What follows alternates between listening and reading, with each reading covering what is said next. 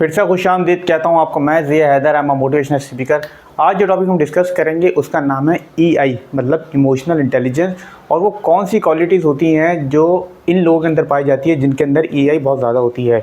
Emotional intelligence को समझने से पहले हमें समझना पड़ेगा IQ क्या होता है। IQ की एब्रीविएशन है इंटेलिजेंस क्वेश्चन का मतलब होता है मिकदार, तादाद। मतलब आपके अंदर इंटेलिजेंस की कितनी मिकदार है, कितनी तादाद है, मतलब आपका स्कोर कितना है। अगर हम बात करें दुनिया की, तो दुनिया के अंदर सबसे ज़्यादा हाई IQ वाले चाइना के अंदर पाए जाते हैं जिनका एवरेज स्कोर है 107। उसके बाद आता है जापान 106। अगर USA की बात करें तो USA के लोगों के अंदर एवरेज IQ होता है 99। और अगर हम पाकिस्तान की बात करें तो पाकिस्तान का जो एवरेज IQ है वो है 93। हर इंसान का IQ दूसरे इंसान से मुख्तलिफ होता है। अब IQ के अंदर प्रॉब्लम क्या है कि ये गॉड गिफ्टेड होता है, ये इनहेरिटेड होता है, जेनेटिक होता है। मतलब जो आपका स्कोर है वो स्कोर रहेगा, बहुत ज़्यादा आप बढ़ा नहीं सकते। अगर आपका 100 है तो 102 103 तो कर लेंगे, लेकिन 150 नहीं कर सकते या 200 नहीं कर सकते। ये अल्लाह की तरफ से गॉड गिफ्टेड होता है। वो लोग दुनिया के अंदर जिनका IQ बहुत ज़्यादा हाई था, उसके अंदर Albert Einstein, Newton, Steven Hawking और बहुत सारे ऐसे लोग पाए जाते हैं जिन्होंने बाकी ऐसी ऐसी थ्योरी दी जिसको हम लोग सोच भी नहीं सकते थे, लो IQ वाले। तो ये अल्लाह की तरफ से होता है, हमारा इसमें कोई लेन देन नहीं है। पाकिस्तान की एक बच्ची थी जिसने सिर्फ 9 साल की उम्र में माइक्रोसॉफ्ट प्रोफेशनल सर्टिफाइड बनी। सिर्फ 9 साल की उम्र में उसका IQ बहुत ज़्यादा हाई था, लेकिन बदकिस्मत ये रही कि वो ज़्यादा साल जी नहीं पाई और 16 साल की उम्र में उसका इंतकाल हो गया। तो बहुत से बच्चे ऐसे होते हैं जिनका IQ बहुत ज़्यादा हाई होता है। वो ऐसी ऐसी बातें कर रहे होते हैं जो हम लोगों की समझ से बाहर होता है, रोबोटिक्स की बातें कर रहे होते हैं, कहकशा की बात कर रहे होते हैं, यूनिवर्स की बात कर रहे होते हैं। अब IQ वाला बंदा जो है वो किसी का भी दिमाग जीत सकता है। IQ वाला बंदा किसी का भी दिमाग जीत सकता है। अगर आपके अंदर हाई IQ है तो आप किसी का भी दिमाग जीत लेंगे, लेकिन अगर आपके अंदर हाई EI मतलब हाई इमोशनल इंटेलिजेंस है तो आप किसी का भी दिल जीत लेंगे। अब हम आते हैं अपने असली टॉपिक पे जिसका नाम है EI मतलब इमोशनल इंटेलिजेंस। आप इसको EQ भी बोल सकते हैं, इमोशनल क्वेश्चन। मतलब आपके अंदर इमोशनल इंटेलिजेंस की कितनी तादाद है। अब हम इमोशन होते क्या है, पहले इमोशन समझते हैं। कोई भी ऐसा इमोशन, जैसे हम बहुत ज़्यादा खुश है, हमारी हैप्पीनेस ये एक इमोशन है, सैडनेस ये एक इमोशन है, हमारा फ्रस्ट्रेशन वो एक इमोशन है, शेम वो एक इमोशन है। ये जितने भी हमारे इमोशंस हैं इन सब की मैनेजमेंट को कहते हैं इमोशनल इंटेलिजेंस। IQ जेनेटिक होता है मतलब इनहेरिटेड होता है, वो आप बढ़ा नहीं सकते, लेकिन EI आप अपने अंदर बढ़ा सकते हैं और इसकी मैनेजमेंट कर सकते हैं।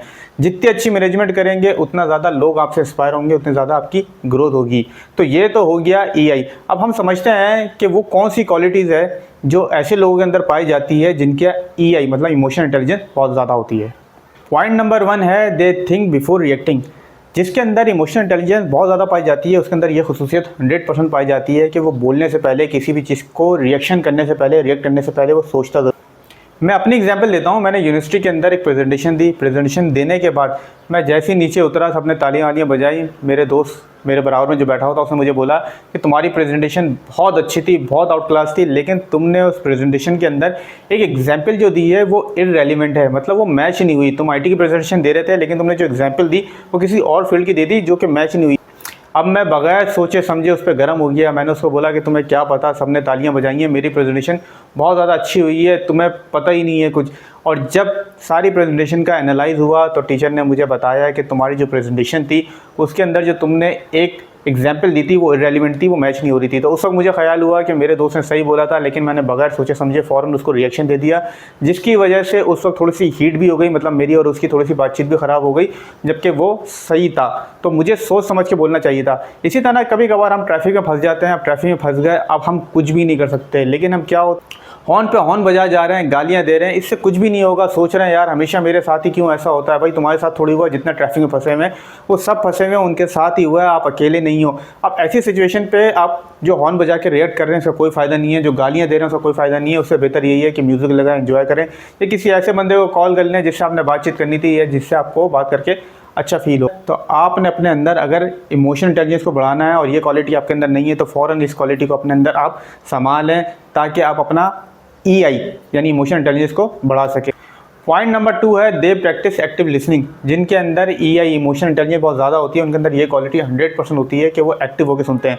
अगर आप किसी डॉक्टर के पास गए और डॉक्टर को आपने बताया कि मुझे ये प्रॉब्लम है, वो आपकी बात नहीं सुन रहा बल्कि मोबाइल में लगा हुआ है, आप बोले जा रहे हो मोबाइल में लगा हुआ, उसके बाद उसने पेपर पर दवाइयाँ लिख के आपको दे दी, तो आप बोलेंगे यार अजीब डॉक्टर था, मेरी बात ही नहीं सुनी, मेरी आंखों में आंखें डाल के नहीं देखा, आई कॉन्टैक्ट ही नहीं मिलाया, पता नहीं दवाइयाँ सही लिखी भी होंगी या नहीं लिखी होंगी। वही अगर आप किसी ऐसे डॉक्टर के पास जाते हैं जो शुरू से लेकर एंड तक पूरी आपकी बात सुनता है, उसके बाद आपको चेक करता है, उसको दवाइयाँ देता है, तो बाहर जाके आप उसकी तारीफ करते हैं कि यार क्या बेहतरीन डॉक्टर था, शुरू से लेकर एंड तक मेरी बात सुनी, उसके बाद मुझे चेक किया, उसके बाद मुझे दवाइयाँ दी। तो एक्टिव लिसनिंग जब आप करेंगे तो सामने वाले पे बहुत अच्छा इंप्रेशन पड़ता है, आपका उससे ताल्लुकात अच्छा होता है।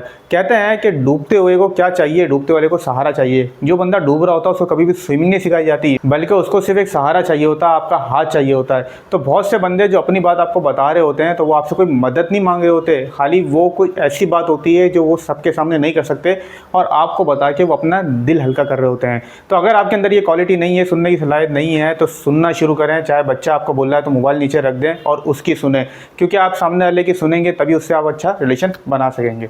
पॉइंट नंबर 3 है दे हैंडल कॉन्फ्लिक्ट्स ग्रेसफुली। आपने नोट करा होगा जब भी कोई लड़ाई झगड़ा होता है तो सुलह कराने के लिए किसी स्पेशल बंदे को बुलाया जाता है। किसी खानदान के अंदर लड़ाई झगड़ा हुआ है तो कहते हैं भाई फलाने बंदे को बुलाओ, वो इनमें सुलह करवाएगा। दोस्तों के दरमियान झगड़ा हुआ है तो कहते हैं यार फलाने दोस्त को बुलाओ, वही इन दोनों के दरमियान सुलह कराएगा। तो जो स्पेशल बंदे को बुलाया जा रहा है, आपको क्यों नहीं बुलाया जा रहा? क्योंकि उसके अंदर वो स्किल्स हैं, उसके अंदर वो इमोशनल इंटेलिजेंस की क्वालिटीज़ हैं जो कि आपके अंदर नहीं है। वो आएगा, वो दोनों को एक्टिव होकर सुनेगा, पहले एक का मसला सुनेगा, फिर दूसरे का मसला सुनेगा और दोनों को आपस में सुलह करा देगा। जब भी वर्कर के दरमियान लड़ाई झगड़ा होता है तो टीम लीडर आता है, दोनों की सुनता है और सुलह करा देता है। जब भी वो टीम लीडर है और आप टीम लीडर नहीं हो, तो आपके अंदर कोई ऐसी क्वालिटी अगर नहीं है कि आप सुलह नहीं करा सकते, बल्कि उल्टा आप फसाद करा देते हो, लड़ाई झगड़ा करा देते हो, तो आपके अंदर इमोशनल इंटेलिजेंस की बहुत ज़्यादा कमी है। आपको अपना इमोशनल इंटेलिजेंस बढ़ाने की ज़रूरत है। तो आपको ऐसी पर्सनैलिटी बनना है कि जब कोई लड़ाई झगड़े हो तो आपको बुलाया जाए कि आओ भाई, आप ही इस काबिल हो जो उनमें सुलह करवा सकते हो, या आप ही वो लीडर हो जो इस काबिल हो। पॉइंट नंबर 4 है दे शो एम्पैथी एंड कंपैशन। ये वो लोग होते हैं जो हमदर्द होते हैं। इमोशनल इंटेलिजेंस जिसके अंदर ज़्यादा होगी वो लोग हमेशा हमदर्द होंगे। जैसे ऑफिस के अंदर कोई बंदा देखता है कि सामने वाला बंदा हमेशा इस टाइम पे लंच कर रहा होता था, आज ये लंच नहीं कर रहा है तो ये ज़रूर आज लंच नहीं लाया है या लंच लाना भूल गया है, तो उसने उसको बुला लिया, आओ मेरे साथ लंच कर लो। टीचर ने देखा है कि आज एक बच्चा बहुत ज़्यादा उदास बैठा हुआ है तो उससे आगे पूछ लिया, बताओ कोई बात है, आज तुम क्यों उदास हो, तुम तो बहुत ज़्यादा एनर्जेटिक रहते हो।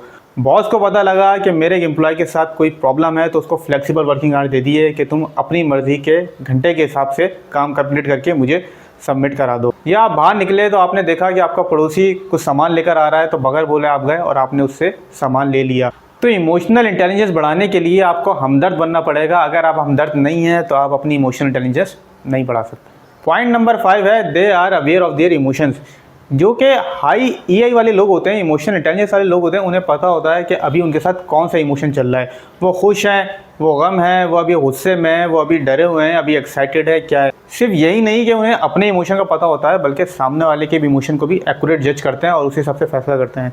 जैसे कोई डिसीजन आपने लेना था या आपकी कंपनी लेना था और मीटिंग के अंदर आप आते हैं और बोलते हैं कि भाई आज इस मीटिंग को मैं डिले कर रहा हूँ क्योंकि आज मैं बहुत ज़्यादा गुस्से में हूँ और गुस्से के अंदर मैं अक्सर गलत डिसीजन ले लेता हूं, तो कल मैं बिल्कुल फ्रेश होकर आऊँगा और मीटिंग हम कल पे डिले कर देते। क्योंकि आपको अपने इमोशन के बारे में पता था और उसके रिजल्ट के बारे में पता था कि उस इमोशन से, मतलब उस गुस्से से आप हमेशा कोई डिसीजन गलत ले लेते हैं, तो आपने मीटिंग को डिले कर दिया। एक और एग्जाम्पल से समझते हैं कि 2 एम्प्लॉय ने सेम गलती कर दी।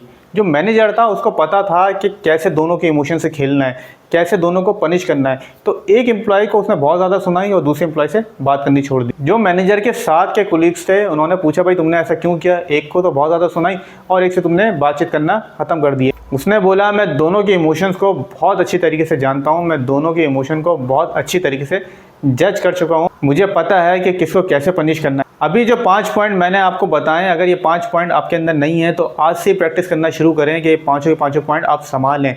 उससे क्या होगा, उससे आपकी ईआई बढ़ेगी, मतलब इमोशनल इंटेलिजेंस बढ़ेगी, और इमोशनल इंटेलिजेंस एक दफ़ा बढ़ गई तो आप रिलेशनशिप बहुत अच्छी बना सकेंगे। और रिलेशनशिप अगर आपने एक दफ़ा अच्छी बना ली तो आपकी ग्रोथ 100% होनी है। अगर एक हाई आईक्यू वाला और एक हाई ईआई वाला, ये 2 बंदे एक ही ऑर्गेनाइजेशन में लग जाएं तो 100% जिसकी ईआई इमोशनल इंटेलिजेंस ज़्यादा है वो उसे हाई आईक्यू वाले से ज़्यादा आगे निकल जाएगा, क्योंकि वो अपने रिलेशनशिप अच्छे बिल्ड कर लेगा। तो उम्मीद करता हूँ ये वीडियो आपको पसंद आई होगी। चैनल को सब्सक्राइब करना बिल्कुल ना भूलिएगा। Thank you.